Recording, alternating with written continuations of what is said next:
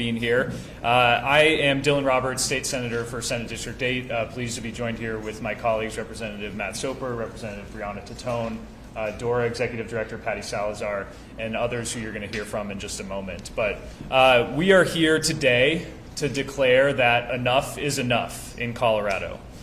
Over the last several years, too many Colorado families have had to face the gruesome and unacceptable reality that their loved ones' remains had been mishandled, lost, improperly cared for, sold, and completely disrespected by bad actors in our state. Bad actors that have held themselves out as funeral professionals that have no required training, no licenses, no oversight, and no accountability. I personally carry the stories of victims of the Shannon Kent funeral home tragedies that occurred in and around my district in the mountains. Bodies improperly stored for months in Silverthorne, misidentified cremains in a funeral home in total disrepair in Gypsum, and a stillborn baby's remains mixed with other remains and scrap metal in Leadville. Unfortunately, these gruesome stories are not unique to Colorado, and you're going to hear more today. For the last several years, community after community has seen tragedies like this play out. From Sunset Mesa, Shannon Kent funeral homes, Return to Nature in Penrose, and most recently Apollo in Denver, things have reached a breaking point. We simply cannot remain to be the only state in the nation that does not license funeral professionals, and that's why we're here today. This bipartisan bill that we are introducing today will finally create the oversight that Colorado families deserve. I'm grateful here to be standing with my co-sponsors, DORA Executive Director Patty Salazar, whose department has put their full recommendation and effort behind this bill, and impacted family members who should have had this accountability years ago. Establishing licensure of those who are entrusted with caring for our loved ones during a family's time of grief and mourning will ensure that Coloradans can trust the businesses and people that they go to and not have to worry about whether their loved one will be mistreated or their remains disrespected. It will also add legitimacy and credibility to the hundreds of funeral home operators and professionals that do a great job in our state and are having their reputations hurt by these bad actors. We must pass this bill. And with that, I'll turn it over to Representative Soper. Thank you, Senator Roberts, and thank you very much for everyone being here today. 41 years ago, the state allowed the licensure of morticians, funeral directors, and cremationists to lapse. And today we're announcing that we're going to take steps to bring licensure back. We're the only state in America that doesn't require a licensure. And that's also why almost all the horrific stories that we've heard around the nation come out of Colorado. I was shocked when I first heard these stories in 2018 when I was first running for the legislature. I remember going to a memorial service for the victims of Sunset Mesa. Each victim would stand up and they would announce where the FBI had told where their loved ones' bodies had ended up. And in fact, they had been given pieces of concrete and told those were the cremated remains. That was the first I began hearing about the horrific stories of what's happening in Colorado funeral homes. And then Shannon Kent in Leadville. And then not long after that, we had Penrose. And then Apollo here in Denver. And even within the DORA Sunrise Review, 20 cases were listed of funeral home abuses. What we're doing here with licensure is about restoring confidence in Colorado's funeral industry. It's ensuring that victims also have protection. It's also ensuring that future Coloradans that are using funeral homes know that the state is looking out for their best interests. We currently license hairdressers. We currently inspect restaurants. We need to be doing something similar, or certainly more so, for funeral homes, because someone who's in a funeral home is their worst day of their life. Their loved one has died. And they don't want to be thinking about the fact that, is this funeral home taking care of my loved one with the right cooler conditions? Are they treating my loved one's body with dignity? They don't want to be thinking about that. They want to be thinking of this time of loss and grieving. And that's why it's appropriate for the state to step in here and to regulate the funeral home industry. I'm proud to be on this bill with Sen Roberts and Representative Titone, and appreciate Dora's full support behind this bill and our other companion bill that's going along here with this. With this, I will turn this over to Dora Executive Director Patty Salazar. Thank you. Thank you, Representative Soper, and good afternoon, everyone. Again, I am Patty Salazar, the Executive Director of the Department of Regulatory Agencies. As the state's umbrella regulatory authority, DORA regulates more than 50 industries in Colorado through the work of our 10 distinct statutory divisions, which includes the Division of Professions and Occupations, which oversees the regulation of funeral homes and crematories. Our agency is also responsible for administering the Colorado Sunset and Sunrise statutes through the Colorado Office of Policy Research and Regulatory Reform, known as COPR, which is housed in the Executive Director's office. Our regulatory philosophy is that we regulate to the 10%, recognizing that this may look different for each industry depending on the potential for harm. The vast majority of professionals and businesses will and want to do the right thing. They will comply with the law, and they will serve their customers with the utmost professionalism and integrity.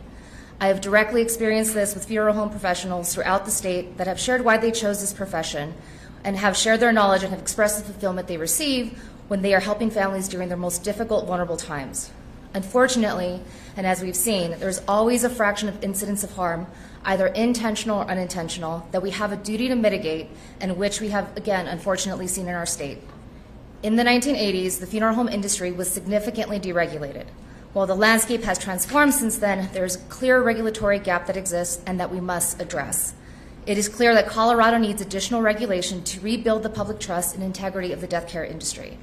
In 2022, DORA worked with the General Assembly, and in fact with these two legislative leaders to my left, to grant inspection authority for current registrants, but again, it is evident that we need to go further. Last October, our agency released a sunset report that recommended additional regulation for funeral establishments and crematories.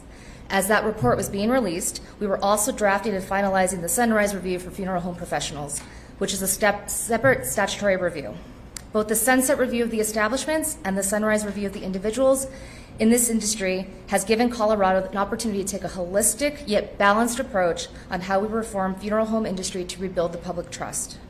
I would like to extend my sincerest appreciation for Senator Roberts and for Representative Soper and Representative Titone for their leadership to help us reform this industry.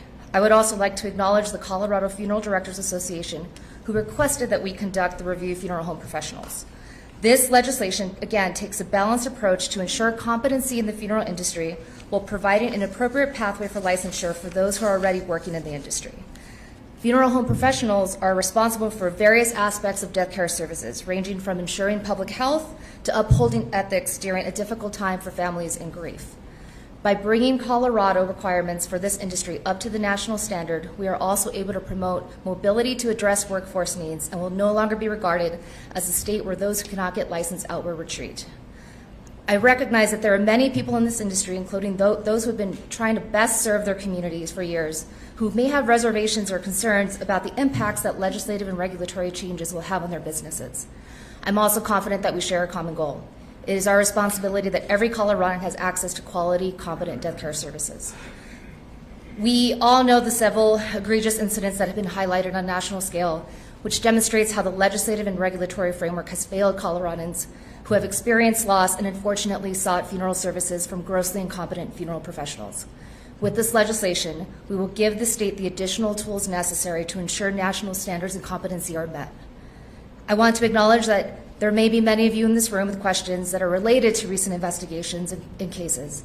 Given the active and sensitive nature of these investigations, we are unable to discuss the details to ensure the integrity of these investigations. Yet even if I cannot get into specifics on active investigations, again, there's a general understanding that things must change. Colorado needs to and will do better with the passage of this legislation.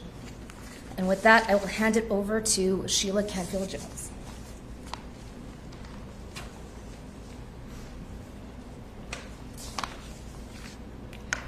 Hi, can you hear me? Okay. In October of 2019, our daughter died. We saw this beautiful website that said that they would give us a nice tree when they cremated her. In October 26th of 2024, the FBI called us and told us to come in. From that moment on, and I found out our daughter had been in Penrose for 4 years decaying piled up on top of other bodies. From that moment on, I started making phone calls. I said, there's a reason this happened. There's something wrong that was allow this to happen to anyone. So I started making phone calls, and I started calling to people in the industry. I started calling people I knew that were legislators, and I said, what's wrong? I'm reading these laws, and they're horrible, and they're bad, and we need to do something now so this doesn't happen to anybody else. My grief will always be there. Everyone's grief, from Return to Nature to Sunset Mason, anyone who's gone through any type of problems with funeral homes, that doesn't go away. None of it goes away. You live it every day. But we can change these laws, and this bill has that potential. A man who contacted me whose aunt was in Penrose, and he's a funeral director in Detroit. And he says to me, Sheila, he goes, you know, when people come to me and they complain about not being able to get through all the hard work they have to do to get a license to be in the funeral industry, everybody laughs and says, you know, you can go to Colorado and you can be a funeral director tomorrow. Now, how would you feel if they told you that? Now, think about that. Colorado's the laughingstock of the industry because we don't have licensing. This bill has the potential to bring accountability and to bring credibility to an industry that needs to be regulated. Self-regulation for the funeral industry has not worked. They tried, and this is what happens. One of the important parts of this bill is criminal background checks, which keeps criminals out of Colorado. Think about that. A criminal background check to be a funeral director. How important is that? All we're asking for is dignity in death, done by professional people that know what they're doing. People who have an education in the background, a passion, and they are out there. There are people in this industry who do have a passion, who do have the education, who are willing to be licensed. This is not something that's going to hurt the industry or something that's going to scare them away. Will this prevent happening what's happened to me? I don't know. I don't know it will. But I do know that it'll keep criminals out of Colorado. Along with this bill, considering this session, are designed to protect you from having to go through the continued horror that many of us have already experienced. So remember this. When you go to bury your loved one, whether it's a child, whether it's a son, a daughter, an aunt, an uncle, or a grandparent, think about it. Are you going to trust the person? Are you going to trust them if they're unlicensed? Or are you going to trust them if they're licensed? Are you going to trust them if they have the educational background? People don't think about those things because they're in grief. And they don't have time to think about those things, and that's the sad part. So the state of Colorado has come up with a group of bills. This is not the only bill. There's another bill, it's 1335, I want you to look at too, because this will help with regulations. It'll help also with inspections, and this is what we need. Inspections are extremely important. And I would call on Dora today to go and inspect every funeral home in Colorado and bring in inspectors from other states to do it, because it needs to be done in order for us to have a baseline to know where the problem lies. Thank you very much. Thank you for this bill. It's a wonderful bill. There's, a couple of things that I've sent to you that I think's missing, and I'm sure you will get input from all the victims and all the families out there. I'd like to introduce George Rossells. George is also a victim and a family member. So, George.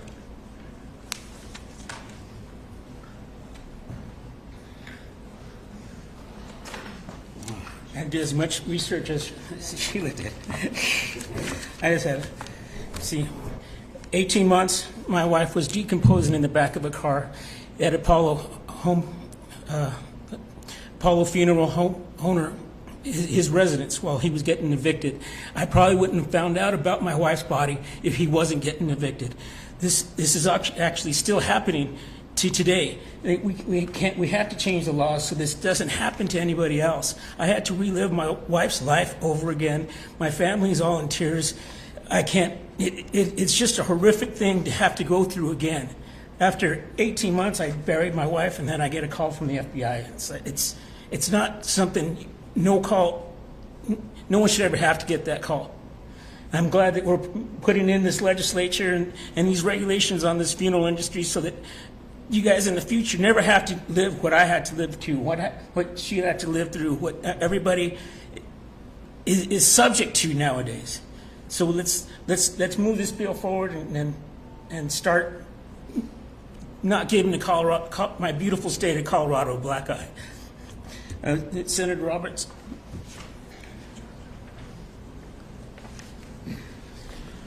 Thank you, George and Sheila. Absolutely heartbreaking and very difficult to share your story. We're grateful for you for being here. I'm just going to walk quickly through the details of the bill, high level. Everyone will get sent out the bill shortly after this. It will be introduced later today. But just to make sure everyone's on the same page, and then we'd be happy to take a few questions. So what this legislation proposes to do, I should mention we have Representative Titone here who will be a co-prime in the House. This is going to start in the Senate with myself and Senator Bob Gardner from Colorado Springs. So bipartisan in both chambers. We're grateful for that effort. So this bill proposes to establish a system in Colorado that requires any individual to obtain a license if they want to practice as a funeral director, a mortuary science practitioner, an embalmer, a cremationist, or a natural reductionist, starting on January 1st, 2026. To be eligible for this license, a person must have graduated from an accredited educational institution for that profession, passed the national board examination, completed an apprenticeship of at least 1 year, and pass a criminal background check. Prior to that date, and as has been alluded to by several of the speakers, we have hundreds of people practicing these professions already in Colorado, many of them doing an excellent job. We, of course, need their services every day.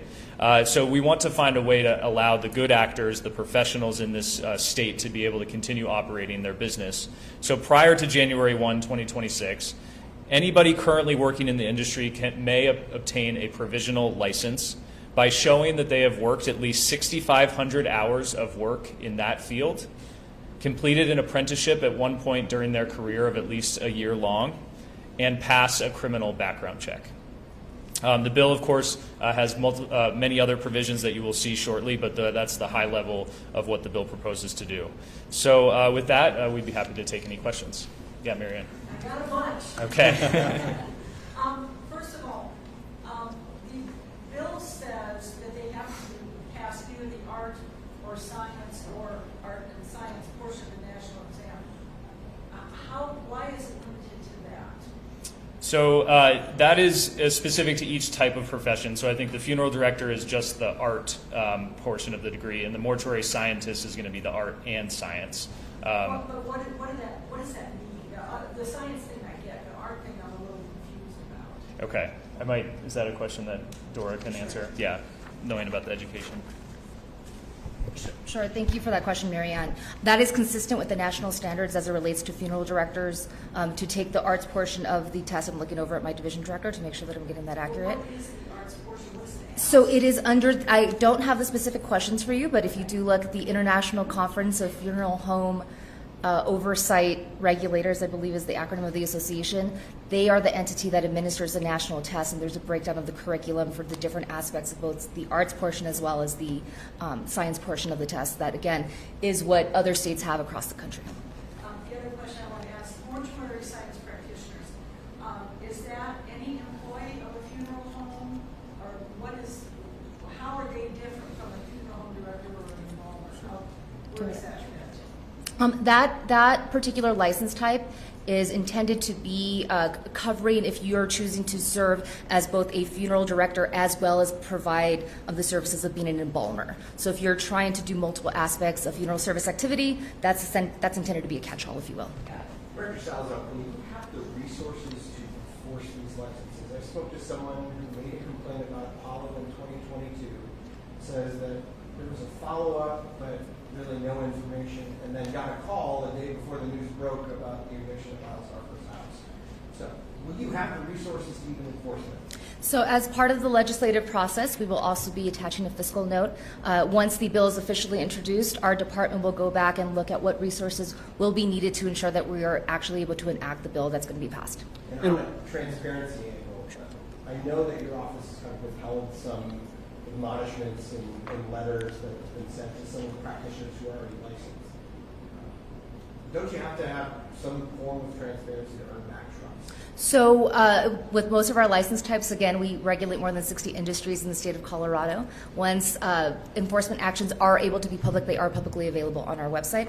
And then, of course, I know with many members of the media, we have been responsive to cores that have come in related to complaints and have been able to disclose what we can when the time is appropriate. What will enforcement look like on this bill? So again, I invite you to take a look at the legislation once it's introduced. There will be a section in there related to grounds for discipline that is very consistent with other practice acts that we regulate. Senator, can you talk about, you were saying, there are bad actors in the state and this shouldn't happen. How does licensing prevent this from happening again? So I think it's important to note, unfortunately, we can't stop every bad actor in this industry or any industry that is licensed. There's always, individual cases that pop up. However, we have seen a pattern specifically in this industry, and I think it's fair, and I believe, to assume that the lack of licensure, the lack of basic training, and then the lack of oversight, because when you don't have a license, it's not anything to enforce. That will create a culture of accountability in Colorado that folks need to obviously get the type of training that they need in order to get the license, so they're going to have the education and background. And then if there are disciplinary issues, then the department can come in and discipline and take corrective action. As you heard Ms. Canfield-Jones mention, Colorado has become a dumping ground for people who have committed bad acts in other states, or simply don't want to get the education or put in the time to do this job correctly. We are literally the only state out of 50 states that doesn't do this, and we don't see the types of tragedies like this in other states. Quick follow-up, can you tell us why it's January of 26, why this isn't happening sooner? So, of course, assuming this passes this legislative session, it'll get signed by the governor, will get implemented, and rulemaking will have to occur by the department. So we're looking at only about a year and a half between when the bill hopefully is signed and when it takes effect. But the requirements to get a provisional license if you want to continue working in this industry will start immediately. So there will be oversight immediately upon the governor's signature of this bill. I wanted to add one thing, and yes, we do. But the one thing I did want to add was we've heard lots of stories of people coming to Colorado from other states that may have had disciplinary actions. So having a criminal background check is really important. And then having licensure here means we could block them from entering the industry.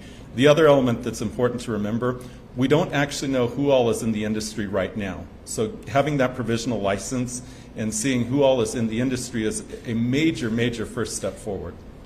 I know some families wanted funeral homes to be required to carry insurance. Why was that not part of this bill? I'll let you go for it. Thanks. So that, and Director Salazar, correct me if I'm wrong, that was not a part of the original Sunrise application that was submitted by the Funeral Directors Association and with support from some legislators. But that's a conversation we're willing to continue to have during the legislative process, and whether it happens in this bill or as a future conversation, it's not an unreasonable idea. What's the reaction from the funeral home industry? Well, as was mentioned in the original Sunrise application, which is what proposes licensure, was submitted by the Colorado Funeral Directors Association. These are people that work in the industry and were frankly sick and tired of their reputations being tarnished by these bad actors in these horrible cases. So it's fair to say there is a large portion of the funeral professionals in Colorado that support the idea of licensure, and then I believe are going to be supportive of this bill. They've been an integral part of the process with drafting and with coming up with the legislative language, and so we do have a great deal of support. They've actually essentially come to the state, and I started talking to them 3 years ago about this. They wanted licensure. They want this accountability, But they also want this because it gives the good actors in our state a better reputation. It gives them something to point to that says, I've done the education, I've completed the training, and I'm a good actor in Colorado. And I'm going to add to that a little bit. Imagine being a funeral home operator in a small town where you already have gone through education, you have years of experience, you do a good service, and then someone files the business paperwork to be able to set up shop. They've probably come in from another state. They don't have a license. They were a bad actor in another state. They're going to continue to be a bad actor here. And there's no mechanism to say, hey, what they're doing is wrong. They don't understand our mortuary science laws. They are probably dealing in something criminal. And what we're doing here will allow that to be addressed. Why does SCI, one of the largest funeral home conglomerates, we're hearing that they're going to lobby against this bill. Why would they do that? Yeah, I mean, they're concerned that this might increase their cost of doing business. That's a concern, but we've been working to strike that balance here because we don't want to run good operators out of the industry, and we also don't want to make it expensive to bury your loved ones in Colorado. I mean, that's something we talk about every single day that we don't want to do. And so we've been working to reassure them that that's not going to be the case. How does this compare with the licensure process in other states? Is it tougher, lighter, more expensive? Yeah, it's my understanding, but perhaps you could elaborate a bit more, that it's very similar to other states, that we will be on par with our sister states across the nation. But as far as the nuances on where we rank, I would yield to Director Salazar. As I shared during my remarks, we are raising ourselves up to the national standard when it comes to ensuring competency in the industry. Again, not knowing exactly what the General Assembly is going to pass at the end of this legislative session, I would definitely say that we're putting ourselves definitely towards the middle of the national standard. Again, we're definitely not going to be the most restrictive state in the country, but we will no longer be the most permissive. Did the Apollo and Penrose investigation drive you to this, or was this in the works, or other cases that we weren't familiar with that drove you to create this? For me, I had been listening to folks that came to me to talk about licensure ever since Sunset Mesa. So ever since 2018, when I was first running for the legislature, was when I first began thinking we need to bring back licensure. But you also need to hit a political window where your opportunity is such that you can pass legislation. And for us, it's right now. I mean, certainly Penrose and Apollo added fuel to the fire for us to get this done. So certainly right now, the reason is we've had headline stories that are horrific. Yeah, thanks.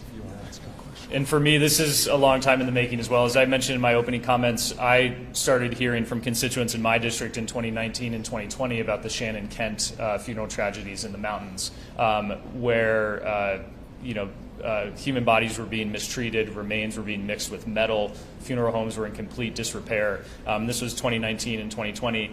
I actually then requested the bill title for licensure of funeral professionals in June of last year, right after we got done with our 2023 session, and started working with the Funeral Directors Association to submit their Sunrise application.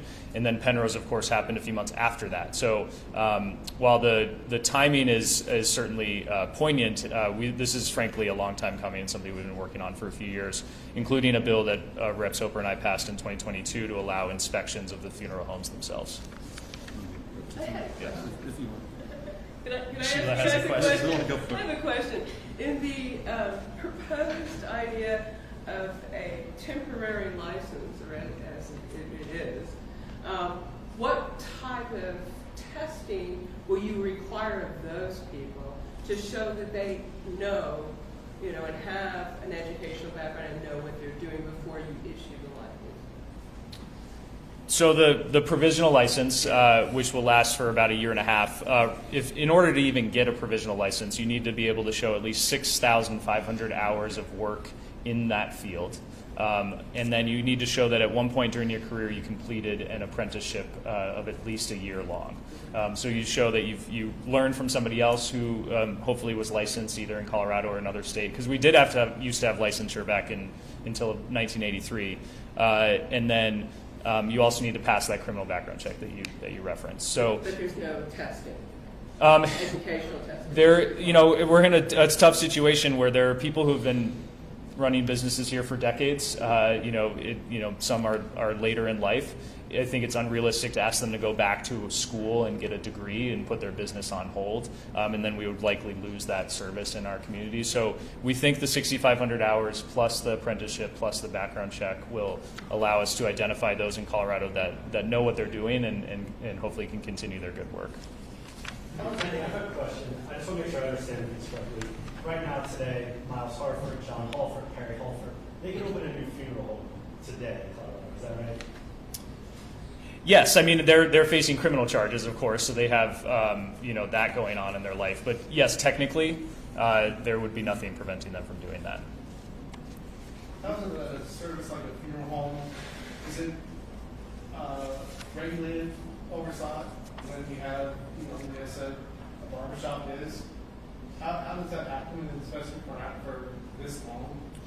So I'll just briefly say, and then you can maybe talk about your sunset bill. So funeral homes in Colorado are licensed and overseen by the Department of Regulatory Affairs, the actual building and the business, but the people who work inside the building are not. They used to be until 1983, when a sunset bill came through this legislature, similar to the dozens of sunsets we do every year. And for whatever reason, and I don't know if we've confirmed the reason why back in 1983, that bill didn't pass. And so the licensure went away. It's sunsetted. The legislature in 2005 made an effort to license funeral professionals again. That bill actually passed both the House and the Senate. It was vetoed by Governor Owens. And so that has put us to this place where we are now. So the businesses, the buildings, and the operations are licensed, but not the people within them. You've alluded to this. I was just going to add on a little bit more because there is a companion bill that the same sponsors are working on. That's House Bill 1335, and that will continue the regulation of the business entity that's known as the funeral home. What we're announcing here today is the licensure of the people who work within the funeral home. And within our sunset bill, we are going to add some more powers to DORA to ensure that they actually can regulate. If we're going to have a regulation, we want the agency to actually be able to go in, do some random inspections, not just during normal business hours. So those are the types of things we want to look at in chain of custody. Yes. On the sunset bill briefly, it said the bill says routine inspections. Is there any sense of how routine that would be? Would it be annual, every 5 years? I don't know if you want to take a stab at that. Thank you for that question. So that will be part of our rulemaking process. We've had several internal conversations as to what exactly that should look like to be the most appropriate. One thing that I will add that is explicit in the sunset itself is that it does give us the ability to inspect after a license has been lapsed. So if someone does not renew, or if they just, something bad happens, we're able to go in within a certain amount of time to inspect afterwards. But we'll have more on the cadence of inspections. Thank you. Oh, well.